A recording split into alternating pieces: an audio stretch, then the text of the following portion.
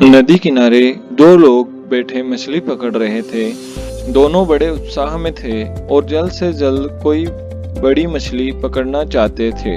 दोनों मछुआरे ने नदी में अपना कांटा फेंका और मछली के फंसने का इंतजार करने लगे। दोनों ने एक दूसरे को देखा और फिर से नदी की तरफ आंखें पसारे मछली फंसने का इंतजार करने लगे। अभी कुछ ही मिनट हुए थे कि पहले व्यक्ति के कांटे में एक बहुत बड़ी और सुंदर मछली फंस गई।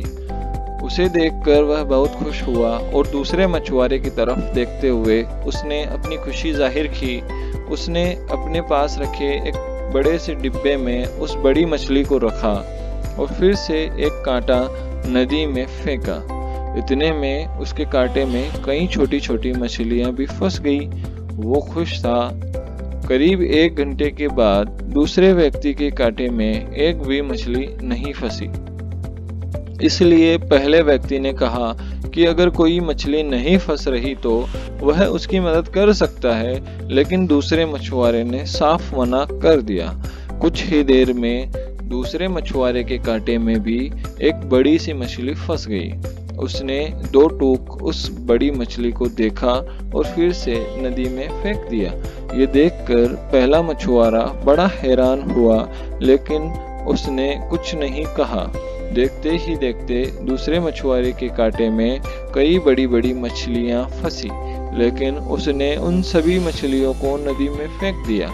ये सब देखकर पहले मछुआरे से रहा नहीं गया और उसने उस दूसरे मछुआरे से पूछा, तुम्हारे कांटे में कई बड़ी बड़ी और सुंदर मछलियां फंसी थी, लेकिन तुमने वो सभी नदी में फेंक दी, ऐसा क्यों?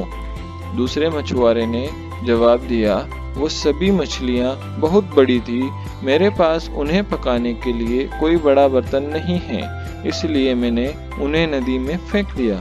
मैं कोई छोटी मछली की तलाश में हूँ जो मेरे बर्तन में आसानी से आ जाए और जिसे मैं आसानी से पका सकूं। उसका जवाब सुन पहला मछुआरा हंसा और उसे सलाह दी, दोस्त, अगर तुम्हारे पास बड़ा बर्तन नहीं है तो उस बड़ी मछली को काट कर तुम छोटे बर्तन में पका सकते हो।